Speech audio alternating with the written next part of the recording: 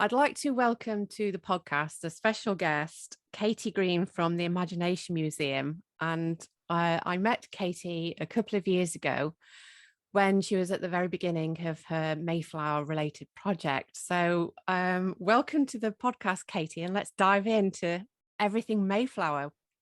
Thanks for having me, Rachel. It just seems so long ago since we met on that rainy day. I stepped off the train and we went into, was it the town hall that we met? Yeah, the Guildhall, I think, in Grantham, wasn't it? Yes, yeah, the first Yes. time we. And went into that little room and did a recording. And since then, you've done so much things. So let's start off by, could you tell people a little bit about what is the Imagination Museum and what it is that you do within that? Of course. So the Imagination Museum started off in 2013, actually, and it was designed as a danced heritage tour. So we visited actually more than 30 museums and heritage sites across the UK, and we would tell the stories of the artifacts in the different museum collections using dance. And then we were invited to think about using that format to respond to the Mayflower 400 commemoration. So in terms of when we started performances, that was 2018. We started in North Nottinghamshire and Lincolnshire, beginning to sort of respond to the stories of the passengers on board the Mayflower, but to do it with this format of having three tour guides who would lead people on a journey through history.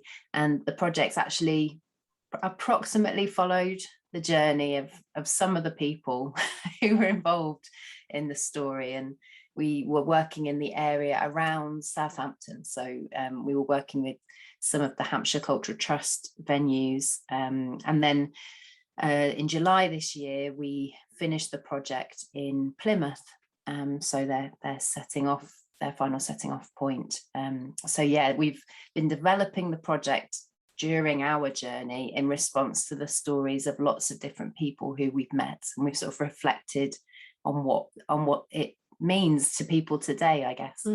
Yeah, I know I've been to see one of your performances before, and it's a really lovely concept where the dancers are these sort of museum curators and they're sort of bringing the story to life of the artifacts. And I think sometimes you could do with that in a lot of museums and it's not until you understand the importance of that object and the background story, which often then requires a lot of background reading on that object, that you actually appreciate that piece. So having you there in the museum, sort of bringing to life these items, it was just amazing. I think I saw you in a museum in the middle of Mansfield, and it was just a really amazing experience to watch you in progress. So yeah, it's about the personal stories. I think people who we've had people who work in the museums where we're performing who kind of come up and say, you know,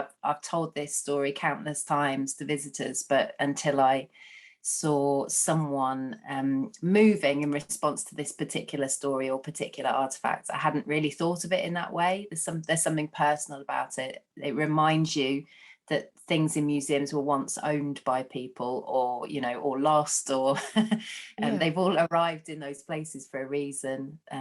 So yeah, it's something about connecting with the human story.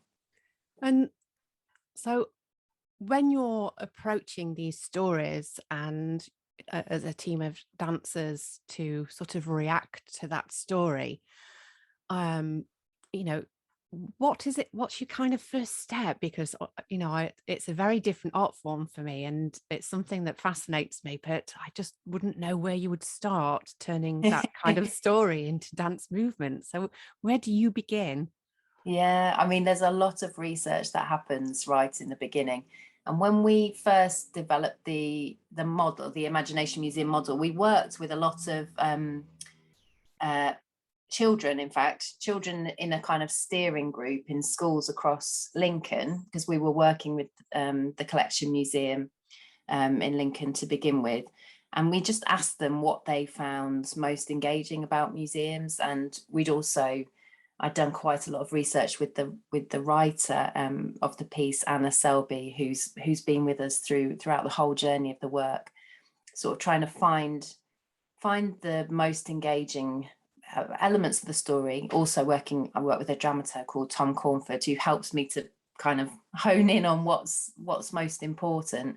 But then we begin through improvisation. So we'll bring a lot of different ideas to the rehearsal studio, and then working with the fantastic dancers. So for the Mayflower project, I was working with 3 dancers called Meg, Sarah and Lucy, as well as dancers in the areas where we were working. And we just sort of bring in the different ideas, the different parts of the story, the different objects that were significant. And I would have thought about some ways in to start with the movement. And then along the way, we just find out what is the most interesting. We have opportunities for audience members to come in and look at the work in progress as we go through. We just listen to people and hear about the things that particularly resonate with them. Yeah. So there's a lot of preparation and then a lot of kind of exploration, and then we slowly start to hone in on what's the most important part.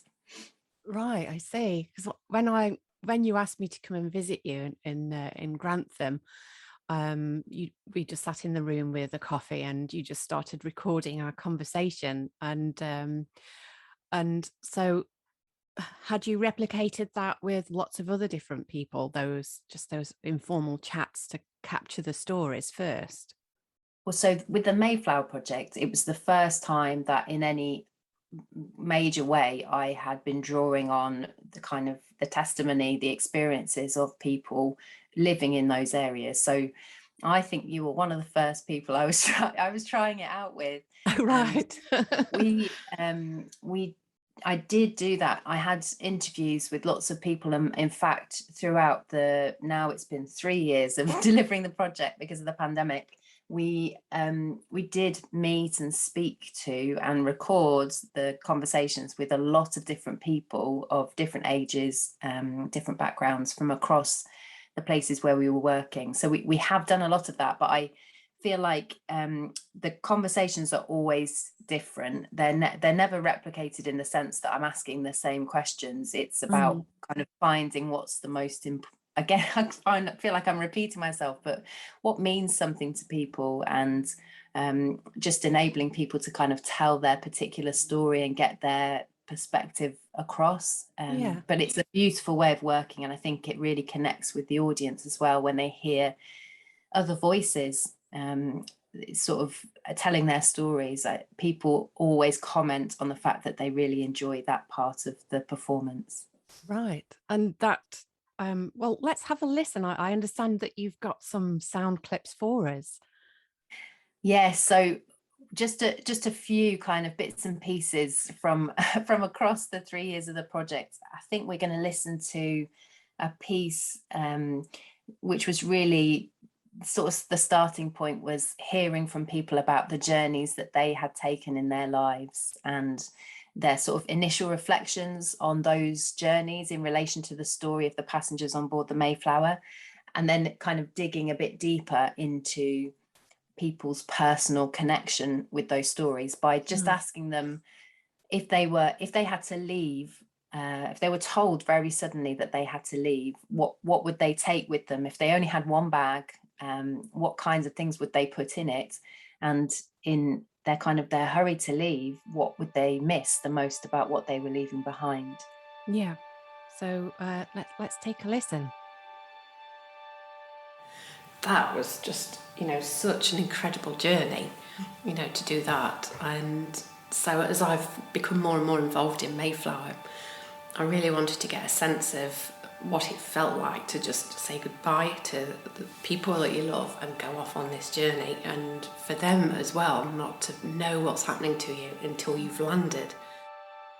Not only did they get all those delays and 3 women gave birth on the boat, which must have been horrendous. It's difficult enough going through childbirth, let alone being on a boat that's just, very choppy seas, so and no provisions around you to support you.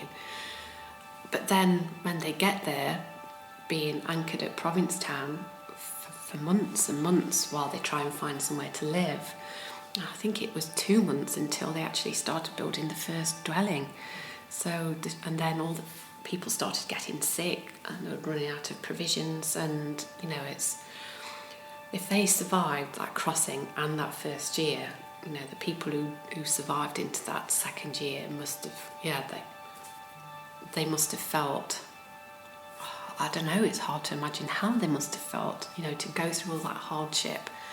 And maybe did they question why they did it, you know, and did they feel that it was worthwhile, you know, putting themselves through all that hardship and heartache and losing half the congregation along the way. It must have been so hard, but they did it, and look at you know, the amount of Mayflower descendants there are today. Really, their whole timing went apart when the speedwell kept leaking, and they should really, if they'd had any sense, have postponed it to the following year, because they were going to sail in the very worst of weathers, and they were going to arrive at a time when it was too late to do any building work or planting. I don't know why they were in such a hurry to leave then, why they couldn't have waited till the following spring.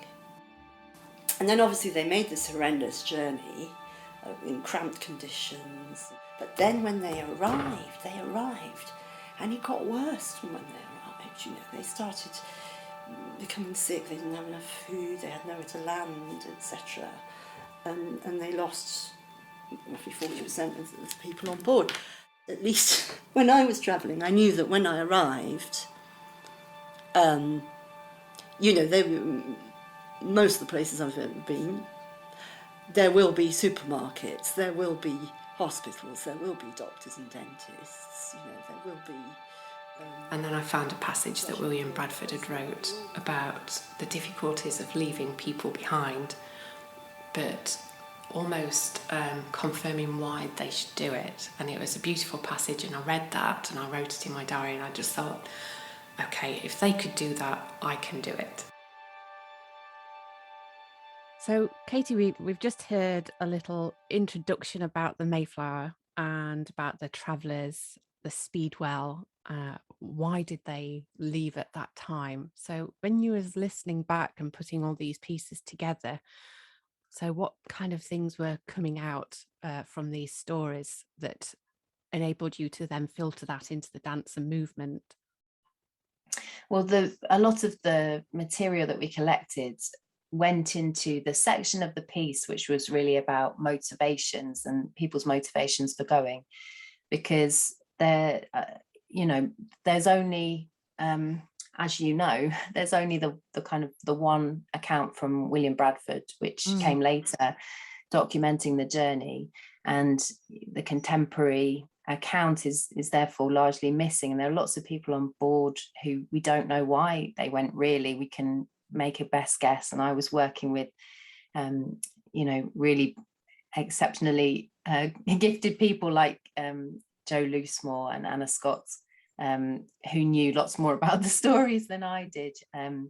But yeah, we don't really know why those people went, and in trying to get into the imagine the mindset of those people who were leaving, it was interesting to draw on people's thoughts today about what that would mean to them, and to just think about, you know, what is it to be displaced, what is it to have to move on for whatever reason. So all of that fed into a section which was about motivations for leaving, and we used a lot of the text as direct improvisation for movement that the dancers made, but then actually we then took a lot of the text out again, and what was left was the dancers performing very kind of intimate, very beautiful flowing movements, which we felt connected with the idea of memory and things you were leaving behind, traces you were leaving behind. So there was so much information that came out of the process of just speaking to people and hearing their stories. Yeah, and you touched upon just before we heard that piece about another clip about packing your bags. So do you want to introduce your second clip? Yes, that in my bag I packed. It was a game that when we started researching the piece, as I mentioned, we quite often work with a steering group right at the beginning, and we had a group of young people in Plymouth who we were just trying out ideas with, and we asked them to play the game of In My Bag I Packed, and how many things could they put in their bags, how many things would they remember. And yeah, that game and that idea of using that repeated motif, In My Bag I Packed, just ran throughout the whole project. And I think you're going to listen to some of the responses we had from some of our participants. Well, I had my dad's rucksack. It was very heavy. He'd made me a tent out of thick terraline, but I couldn't throw it away because he'd made it for me. It was quite a heavy pack on my back. I had a little pouch with all the important stuff, my passport, traveller's checks. I had absolutely no idea where I was going, none whatsoever, except I was going. I wanted that feeling of freedom. I wanted the ability to go where I wanted to go, when I wanted to go. So I started walking. I didn't even know which direction I was walking in. This is the longest consecutive period that I'd been away. So it was a very long time to be away from family, and for the first quarter of that with absolutely no contact with them at all. So it did feel quite strange. Parting was hard. So saying goodbye and hugging everyone and knowing that I wouldn't see them for 4 weeks. But I wanted to cry, and I just put a brave face on, because I thought if I cry, then it'll make my family cry. And then I think it was my first night away. I was feeling a little, oh, have I done the right thing? A lot of family members tried the best to talk me out of it, because they knew I'd be travelling North Atlantic route. That it can sometimes be a dangerous stretch, as the Mayflower passengers found out. Back of my mind always is that I will always survive. I will always survive. That there's something will happen, and it's something I've carried with me, and something that I still carry with me. However bad it gets, it'll get better.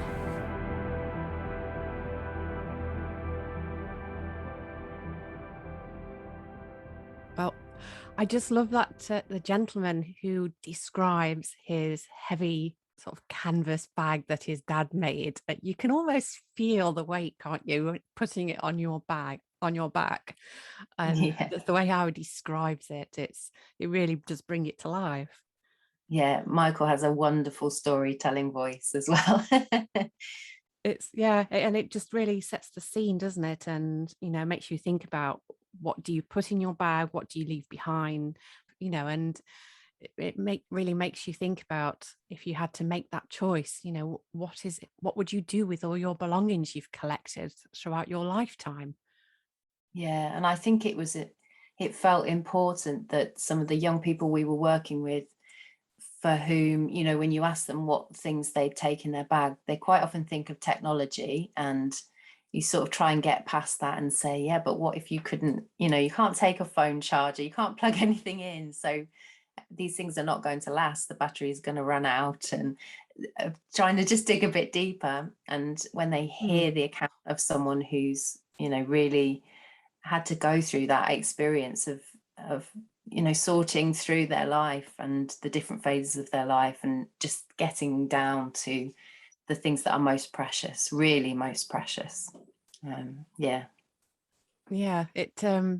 It really does conjure up that picture. And I know with my own trip, I knew it was only going to be for 4 weeks, and I'd be coming home afterwards. But you forget how much you rely on technology. And I soon realized, once the boat set sailed and then all communication is severed with the outside world, it's like, well, I can't listen to my music. I can't Google things or check my mail.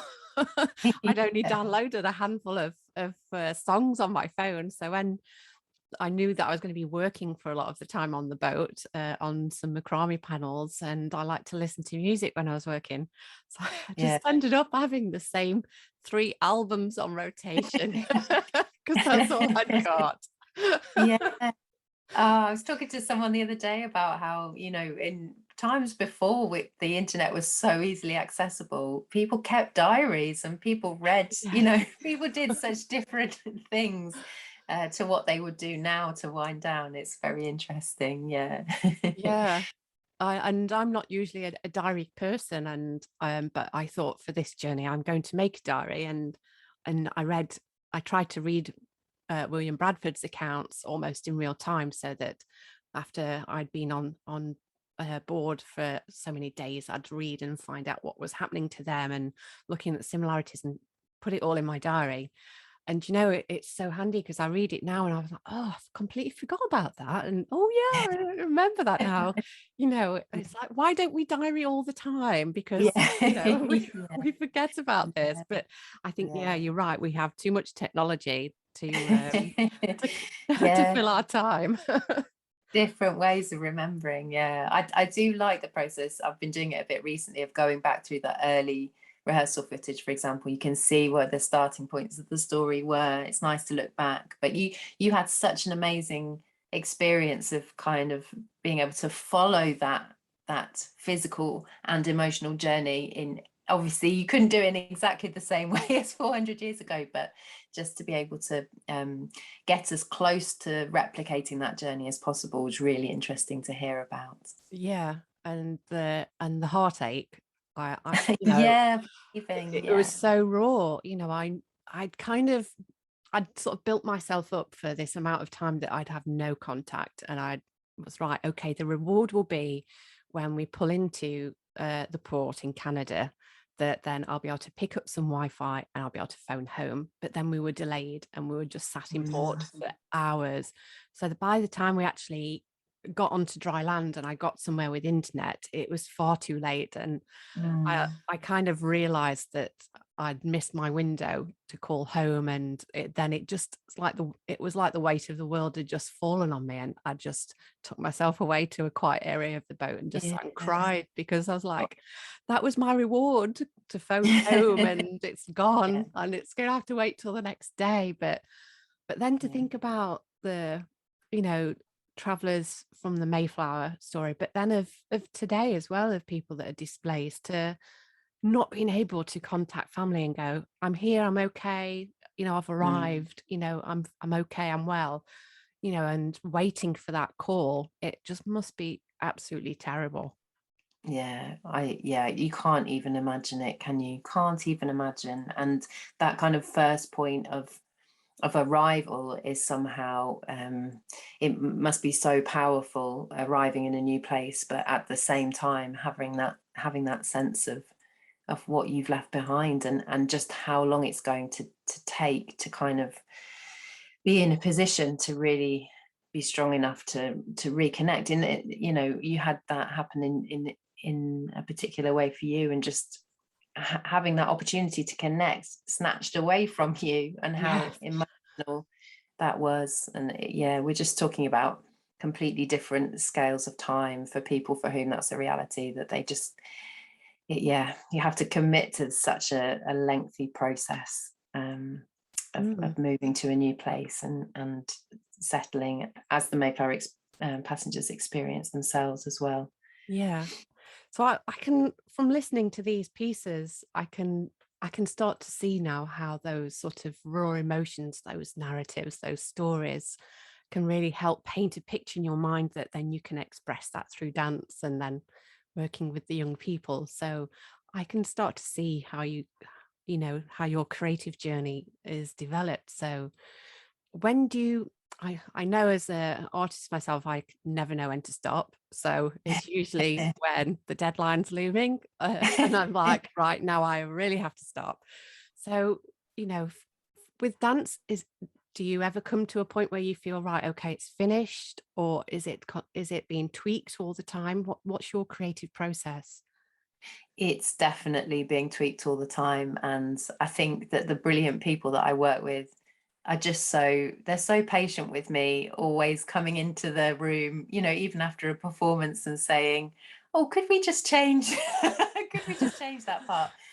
And I don't know I think it's possibly just something that I do. I expect lots of other people do it as well, but it's with this project, because we've developed it over 3 years, more than 3 years, in fact, it feels like it's always been changing, taking in the new influences of the new people we've been working with as we've moved around the country. And then I did feel in July in Plymouth, I really did feel like the piece had finally found a kind of a clear expression. We only have, we try and tell the story or give an insight into the story in only 30 minutes. So it's a big ask, but because that version by the end of the 3 years contains so much information and so much of the backstory of the people we've been working with, I think it felt like it arrived in a good place.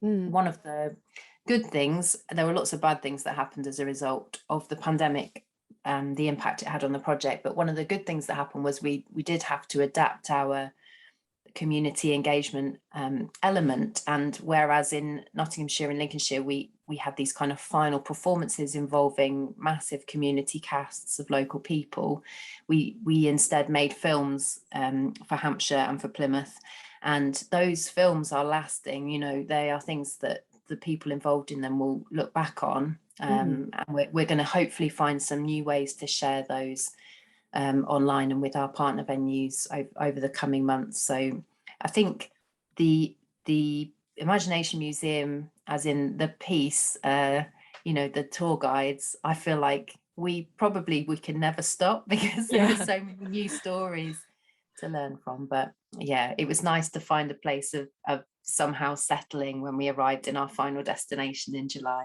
Yeah. And I understand you've got a third piece, and so do you want to explain about what we're about to hear? Yes. So this is I think is the part where, moving on from the practicality of what you would take with you when you went on a journey, really focusing on what you would leave behind and what who those people might be, who you would think of, particular places. Lots of people spoke about landscapes they'd miss, or the kind of the seasons. People were really connected with that sense of the outside. Precious things that people would miss if they had to go on a kind of unfathomably long and difficult journey. I will miss my family.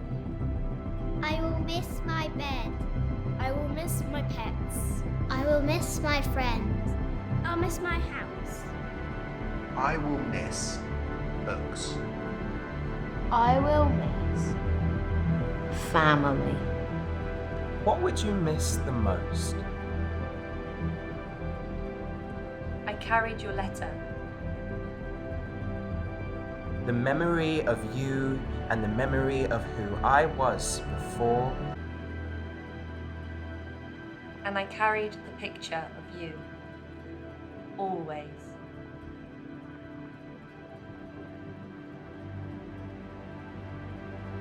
I carried the weight of our distance. I put my grandmother's ring. I put strength. I put faith. I hid fear.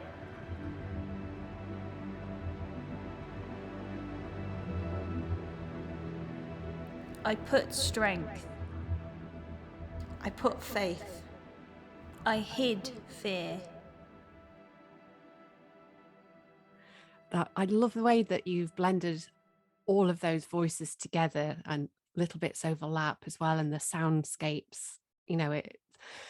Is the do you have somebody that works on the soundscapes to kind of help put all of those different sort of flavors, all these textures of voices together? Yes, definitely. I do not do any of that myself. So I have a long-term collaborator, musical collaborator, Max Perryment, who has worked with me on sound scores for various projects for a long time now, and he integrated some of the early voices into the sound. And then I later worked with a sound designer called Beth Duke as well, who, you know, just exploring what you talk about, overlapping and repetition and different kinds of ways of sending the sound around the space when we used it in the live performance as well. So yeah, brilliant people who can kind of draw all those elements together. Yeah, it's really quite I really enjoy collaborating with other artists and technicians, designers, because it just always brings something unexpected. And I suppose in a very similar way with working with the public within your projects. And, you know, I've had a lot of public getting involved in my project as with yours. And you just you can never guarantee what you're going to get, and there's always something surprising, isn't there, that pops out of this mix. I think the surprising things are the most exciting though, and particularly when you're working with young people in schools, for example, and you ask the teachers about people that they see, young people they see coming through the process and doing something totally unexpected when they're asked to respond to the story in a different way. I bet you find that as well when you're working with other people, just the sudden different stories that come out of that process, or the different ways in which people react. Yes, you know, they start off quite guarded and kind of and then as they get into the weaving and the movement, and then they start relaxing and getting into it, and then they start talking, and then it's funny how I can look at a piece of weaving that somebody has done and I can tell how they were feeling. Oh gosh, this person was feeling very uptight and angry on this day. Look how tight their knots were. And then others were just like completely so loose and, you know, they're so laid back. But it kind of, just as at the very beginning, they are kind of like quite guarded, and then they just get into the flow of it and of that creativity. And I suppose it must be the same when you're asking people to dance and to move, you know, that it, after a little while, then they sort of forget themselves and just get really into it. Yeah, I think so. Lots of people do say when they feed back to us afterwards that it was challenging, you know, but when I think the trick is it's interesting to hear how you describe the process of weaving, but that kind of gradual loosening or unraveling. So if people are feeling nervous, we actually quite often begin with a craft activity when we're doing our engagement of local people. We work with Ruth Piggott, a brilliant designer, to create different ways of just through an activity with the hands, you know, a drawing or a writing activity, to start unlocking people's imagination in a way that maybe they didn't feel so nervous about, and then it's a bit easier to go from there into moving about their experiences. So yeah, just a gradual process of trying to make people feel as comfortable as possible.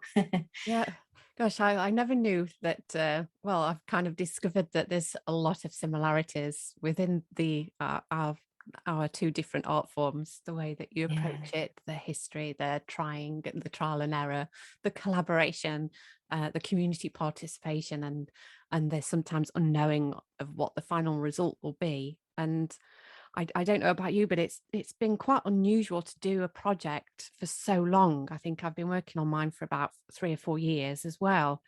And it's just the way how you explained that things have had to change and adapt as you've discovered more of the story, you know, that the working on the Mayflower project has just been an incredible journey. And it sounds like it has been for yourself and your team of dancers too.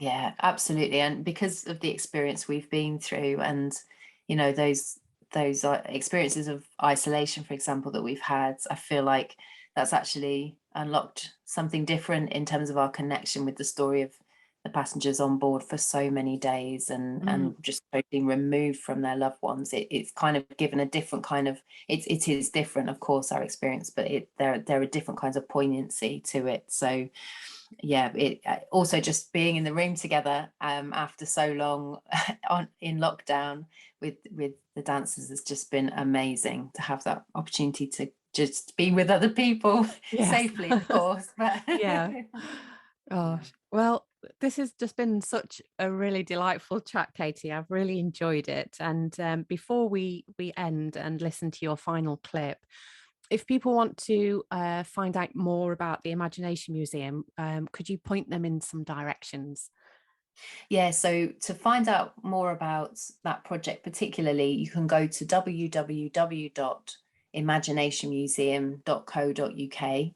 And to find out more about my work, my company is called Made by Katie Green. So if you go to www.madebykatiegreen.co.uk, you can find out more about other kinds of projects we do in museums, heritage sites, galleries, places where you don't usually expect to find performance. And if you want to listen to any more of the work from our sound design collaborators, you can go to Max Perryment's website or to see the work of Beth Duke.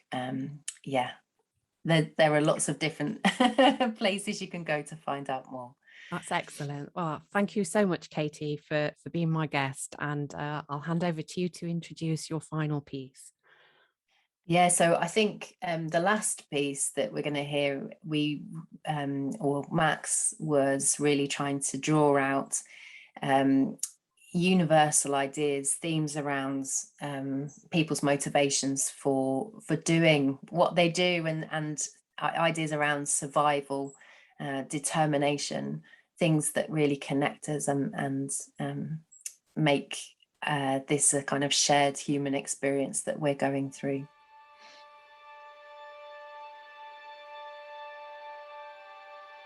Back of my mind always is that I will always survive.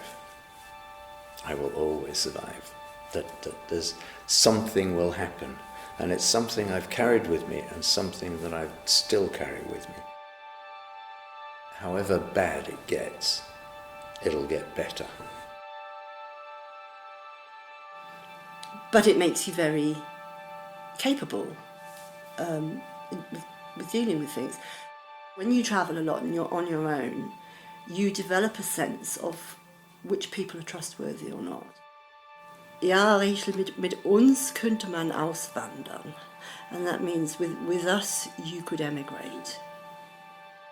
We're the tough type. We're the ones we would have been the ones who would get there and find somewhere to sleep and find something to eat, and we'd probably have been the survivors, And again, I don't know whether that's a genetic thing, but that survival instinct comes down from someone who survived, prisoner of war camps, etc., etc. That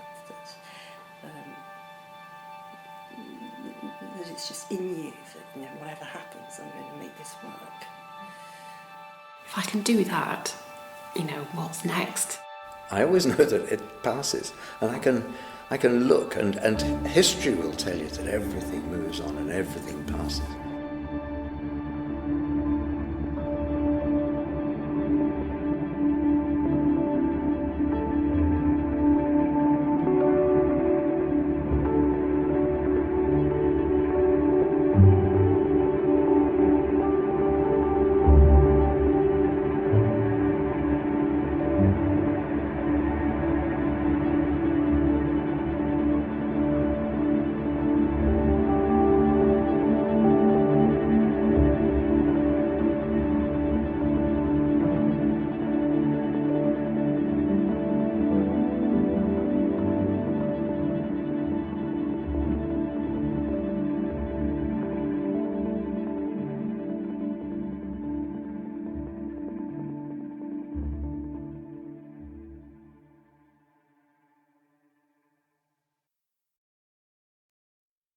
Spirit of Mayflower is part of a series celebrating my Spirit of Mayflower project.